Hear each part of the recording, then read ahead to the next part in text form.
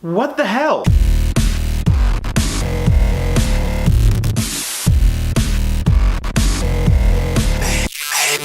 YouTubers, gamers, and moviegoers, what's going on, guys? I'm the Messiah, this is Messiah Entertainment, and I went into the movie theater expecting to see a great superhero movie.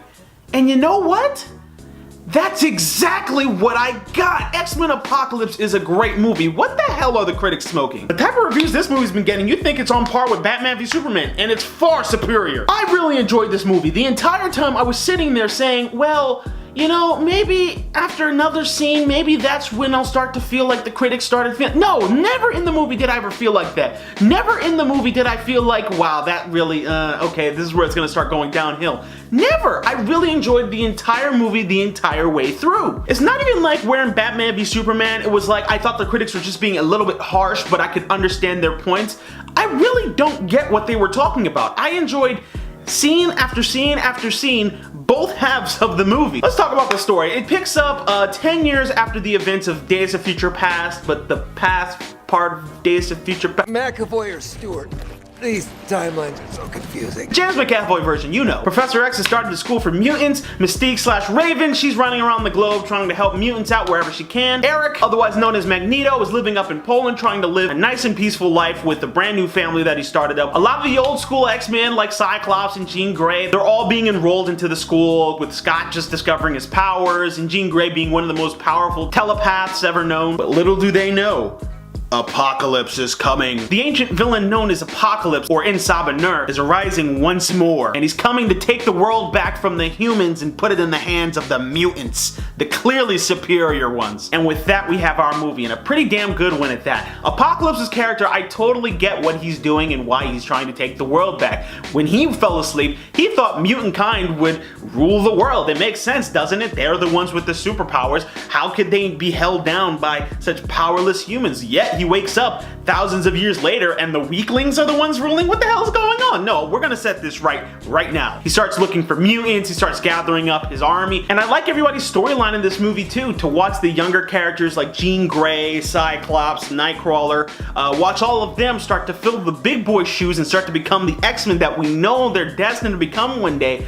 It's really cool. And you totally get why Apocalypse's horsemen are following him around anyway. Well, most of them. But we'll get to that later. Overall, I thought it was a great story. And the action was epic too, all throughout, from the very first fight scene between Angel and Nightcrawler to the very end battle. I thought it was all done very well. Wolverine, of course, is in this movie. I mean, has there been an X-Men movie that he wasn't in? And he is straight up slaughtering dudes, and I absolutely freaking love it. It gets me so hyped for not only just another Wolverine movie, before rated R Wolverine movie. Oh, blood. But yes, I love Wolverine. And speaking of action, the Quicksilver scenes. Oh my god, it was amazing! The Quicksilver scenes from Days of Future Past, they heard what we said and they heard that we loved Quicksilver. We wish he was in the movie a lot more. And they put him in this movie a lot more. There's two Quicksilver scenes in this movie that really stood out to me, of course. The second one was kind of shorter and towards the end, but the first one, oh my god, it freaking blew everybody's mind and had everybody, the entire crowd, dying laughing. It was what happened in Days of Future Past times a million, bajillion.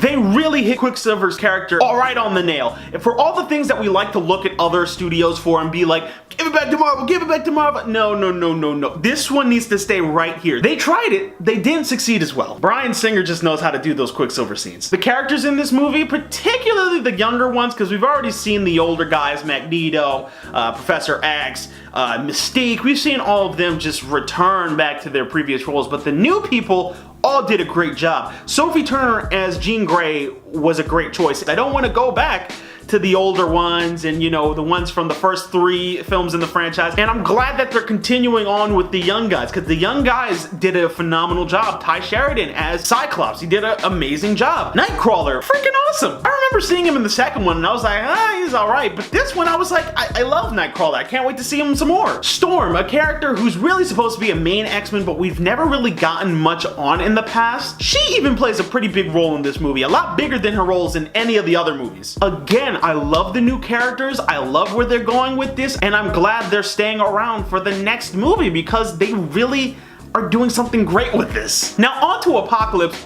he was a great villain. Oscar Isaac absolutely killed it. He's a great actor. Like I said before, you totally get his motivation, and he totally is a threat to be feared. Just in the way that he talks, the way he carries himself, everything that he does, you can tell you're dealing with someone on a much higher playing field than you are. He is just on such God mode right now. It really does feel like one of the biggest threats that the X-Men has ever faced. Not to say that the Sentinels in Days of Future Past weren't a bigger threat, because they really almost died in that one, but I mean, singular villain that they've actually stood up against and went toe-to-toe with.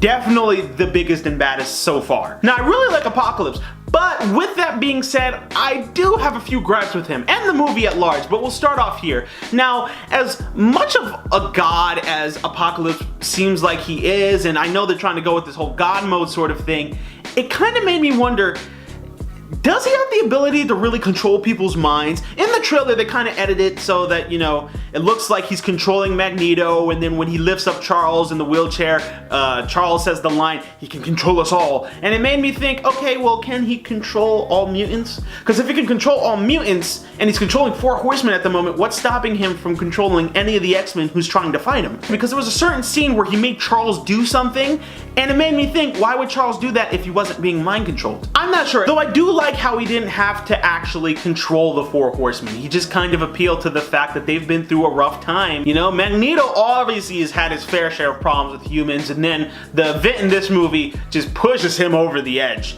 and he just, why wouldn't you? I would have done it too. I would have followed Apocalypse down that path, because what Magneto has been through his entire life, it's like everything's been taken from him, and it's honestly the only option he could have gone on. I also totally understand why Storm went to Apocalypse's side. It makes sense. She's kind of living in the gutters. She has to steal and scavenge to survive, I guess, along with a bunch of other children, and Apocalypse is offering her pretty much the world, so why wouldn't she join?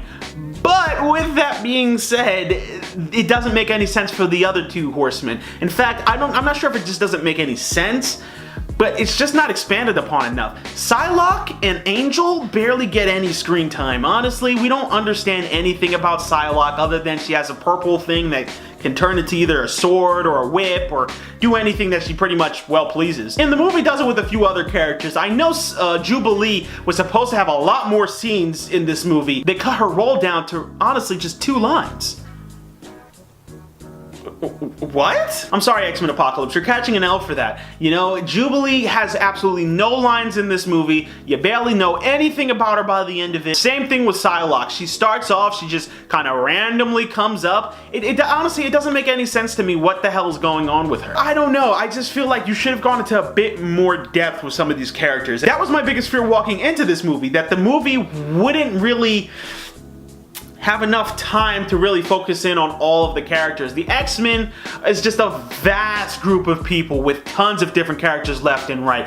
And to cover all of them and make sure they all have ample time, I don't know, I mean, it's a hard thing to do. Also, I would have liked to see more of the 80s, you know, sort of vibe. There's a few scenes in the movie where they go to see, like, Return of the Jedi, and Bryan Singer think he's slick. After the young X-Men, you know, Jean, and Cyclops, and Jubilee, they're all talking about the Star Wars movies, and Jubilee's like, oh, well, the second movie was really the best, and then Cyclops is like, no, the first one was the best. And then Jean comes in and is like, well, at least we can agree, the third movie's always the worst. Now, were they talking about Star Wars, or were they talking about the first 3 X-Men films? Come on. Either way, I would have liked to have seen just a bit more of the 80s, you know? And to jump back to Apocalypse real quick, I would have loved to have seen him be a bit more of a physical villain. You know, with a name like Apocalypse, he should be laying fools down like boom, boom, boom. But that doesn't really happen. He kind of just does a lot of telekinetic stuff and, you know, kind of coerces and brainwashes people into doing his bidding. And while that is cool and it's nefarious, it would have been cooler to see him, you know, throw people around like he did in the dream sequence. But with the way that they executed it and, you know, the fact that he only got bigger in the dream sequence, I feel like it kind of nodded to the comic book version.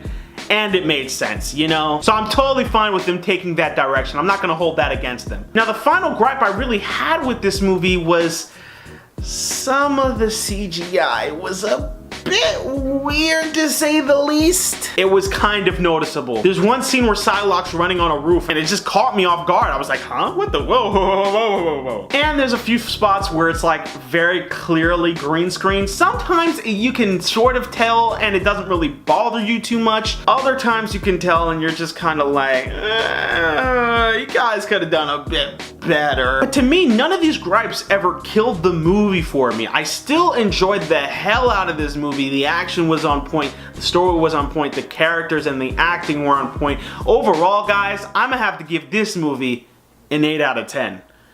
Excellent.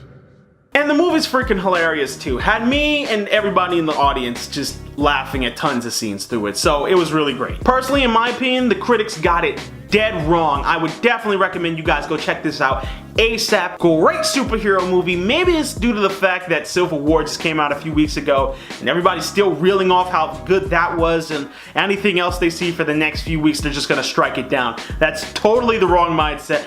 This movie was absolutely great. Fox is on a great streak as far as superhero movies go. I mean, Deadpool came out and now this movie, I don't know if they plan to cross the two over later on in the future, but definitely I love what they're doing with the X-Men franchise, and I can't wait to see what's next with Wolverine and, you know, the next X-Men movie, and I think they're doing New Mutants down the line. So yeah, I really love what Fox is doing with it. With all the things that I look over at different studios with Marvel properties and say, give it back to Marvel Studios, put them in the Avengers, I really don't want them to do that with the X-Men franchise. Hold on to this, hold on to Deadpool, and just make those your two franchises. Give them back Fantastic Four, of course, but these movies are gems that you guys need to hold on tightly to and make sure y'all keep on getting the best writers and directors on them. But that's just my opinion. I'm sure you guys got your own. Let me know in the comment section down below. What did you guys think of X-Men Apocalypse? Did you love it? Did you hate it? Did you think the critics were freaking out of their minds? It deserves way more than just